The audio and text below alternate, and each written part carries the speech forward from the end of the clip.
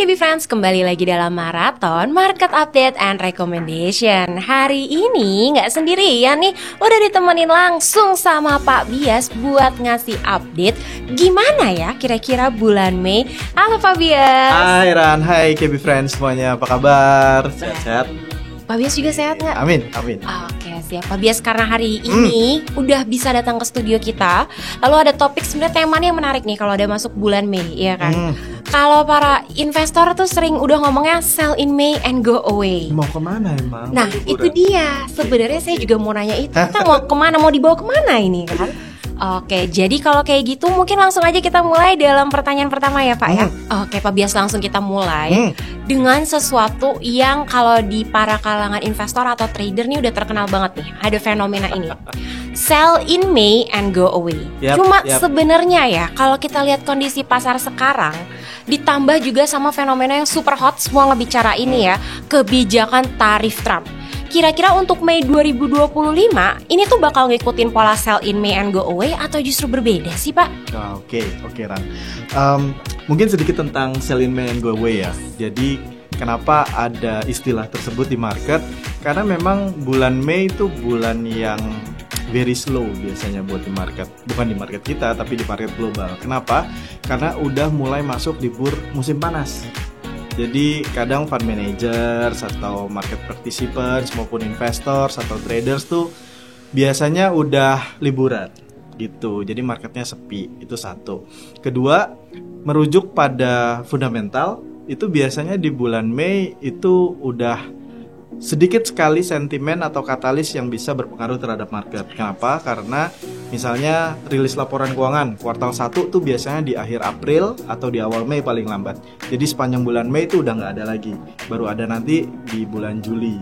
Terus kemudian rilis data ekonomi juga relatif sepi biasanya kalau di bulan Mei. Makanya ada yang memilih untuk ya udah saya keluar market dulu, stay in cash, kemudian baru nanti balik invest lagi habis liburan, habis summer gitu. Makanya sell in May and go away, go holiday. Nah, tapi tahun ini agak beda karena ada Trump. Tadi kan sempat ditanyain soal masalah tarif gitu ya. Ini memang jadi sesuatu yang sangat vital gitu ya buat market kita dan market global juga. Ada dua hal sebenarnya. Yang pertama, kalau ingat di awal April Trump memberlakukan tarif untuk semua negara partner dagangnya ya. Tapi kemudian dikasih toleransi 90 hari. Jadi itu udah bisa kita anggap nantilah 2-3 bulan lagi kita baru pikirin nanti si Trump bakal ngomong apa. Tapi ada satu perang tarif yang belum terselesaikan dengan China. Nah, kita sih mikir mungkin ini akan jadi salah satu penggerak market yang cukup signifikan di bulan Mei ya. Bagaimana US dan China bisa meresolusikan perang tarif dagang mereka seperti apa. Yang kedua, kebetulan di bulan Mei ini ada Fed meeting. Nah, update terakhir adalah Trump nih mulai nyindir-nyindir nih gubernur The Fed nih. Ini kan inflasi udah rendah, Amerika lagi mencoba untuk bangkit ekonominya, ayo dong turunin bunga. Tapi gubernur The Fed-nya masih mencoba untuk independen katanya gitu. Tapi kita mulai lihat sini, kalau dilihat dari data-data ekonomi Amerika sebenarnya ada potensi lebih untuk nanti di bulan Mei Fed mau nurunin suku bunga. Lebih kan lagi disindir-sindir juga sama Trump gitu ya. Jadi dua katalis ini saya pikir mungkin akan jadi hal yang paling berpengaruh untuk pergerakan pasar di bulan Mei.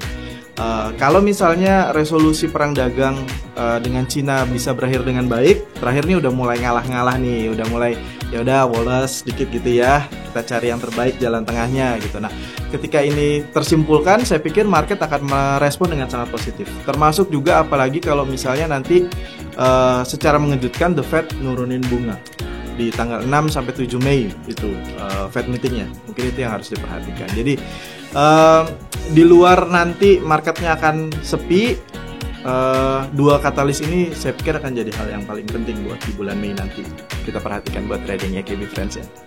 Nah, bener banget nih kayak tadi Pak Bias bilang ya, nggak bisa dipungkirin kebijakan soal tarif Trump ini bisa dibilang berpengaruh ke banyak negara, bahkan termasuk Indonesia kan Pak. Sekarang pemerintah sendiri lagi coba cari mitra dagang baru. Cuma menurut Pak Bias gimana nih? Apakah ini bakalan bikin pasar di bulan Mei jadi lebih volatile atau malah ada peluang? Ya, jadi gini Ran, memang kebetulan tarif Trump ini ada dua yang utama. Pertama, tambahan tarif 10%. Kedua, implementasi tarif baru gitu ya. Kalau yang implementasi tarif baru ini kebetulan sama Trump dipospon 90 hari dari sejak pertengahan April kalau saya kurang lebih ya. Nah, dampak dari tambahan tarif yang 10% sebenarnya nggak terlalu signifikan buat kita bicara soal ekspor kita ke Amerika gitu ya, sebagai yang mengenakan tarif. Dan kita sih melihat dengan adanya postpone 90 hari ini, kinerja ekspor kita masih akan tetap baik kalau menurut saya.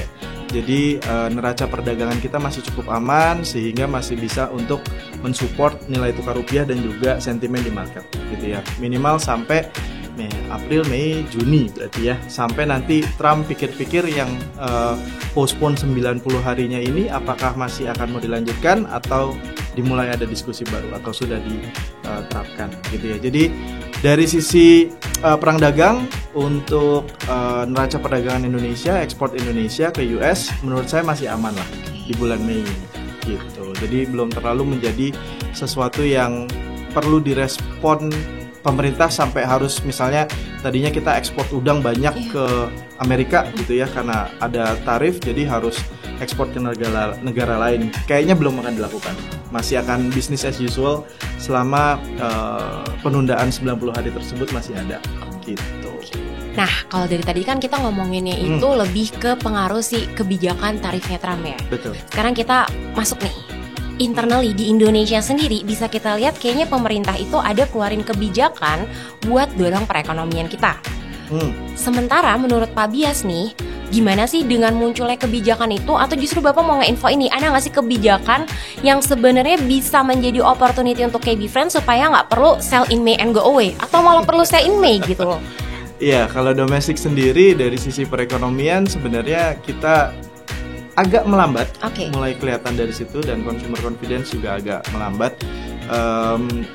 Dan perlu diingat kita juga udah ngelewatin seasonality Lebaran, jadi kurang lebih pergerakan ekonomi akan back to normal gitu ya. Ini sebenarnya yang perlu diakali oleh pemerintah gitu. Sejauh ini menurut saya kebijakan ekonomi pemerintah yang pro growth gitu itu hanya makan bergizi gratis ya, dan itu juga kelihatannya belum berjalan dengan optimal kalau menurut saya. Jadi harus ada kebijakan baru dari pemerintah. Dari pihak lain selain pemerintah, mungkin Bank Indonesia bisa berperan untuk bisa menstimulus ekonomi kita secara moneter. Caranya adalah dengan nurunin suku bunga. Tadi kan sempat saya bilang bahwa Fed akan meeting di 6-7 Mei. Kalau Fed sampai nurunin bunga atau misalnya ngasih guidance yang lebih dovish dalam artian saya lebih nyaman ke depannya untuk nurunin suku bunga. Bukannya nggak mungkin Bank Indonesia bisa nurunin suku bunga duluan. Karena sebenarnya inflasi kita terjaga dan kondisi kita memang cukup butuh stimulus secara moneter. Jadi kalau misalnya di bulan Mei ini kita sih ngarepin ada potensi penurunan suku bunga ya, baik dari The Fed yang akan diikuti oleh BI.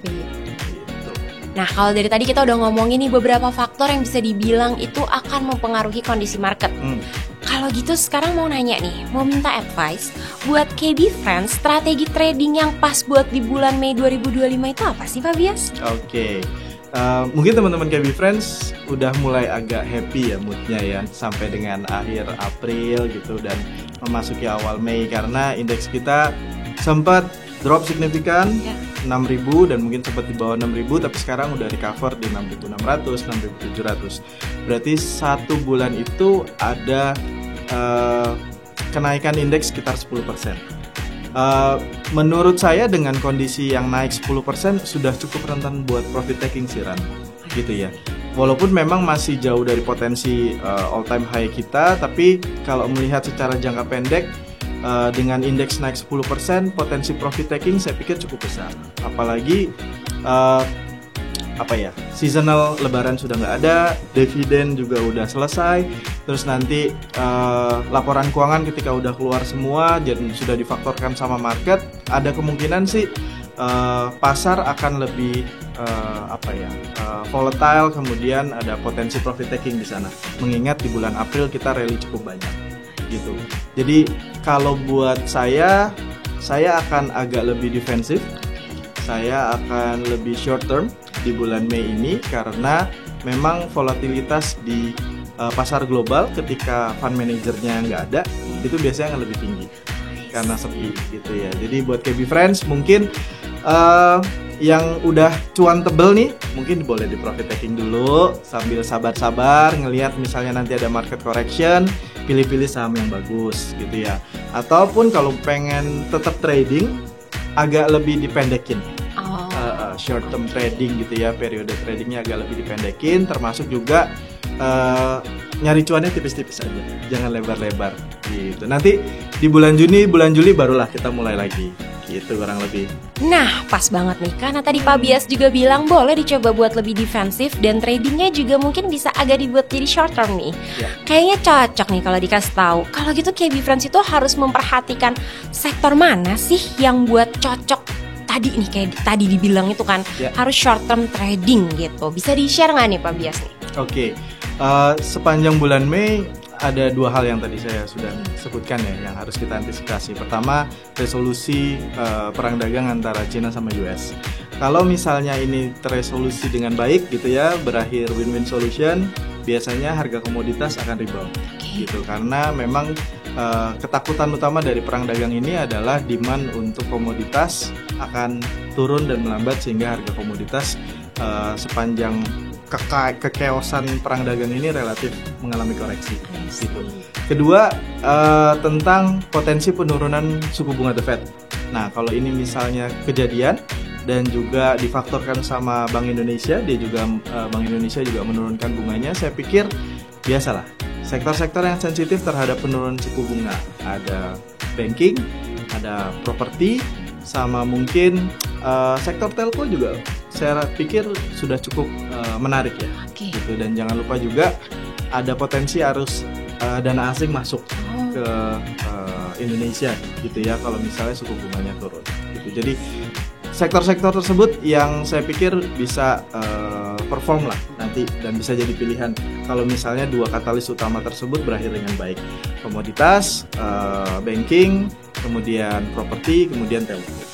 Gitu. Dari sektor berarti turunnya ke sahamnya apa nih gitu. Jadi biar totalitas defensif sama short term tradingnya langsung tahu abis ini kayak gitu.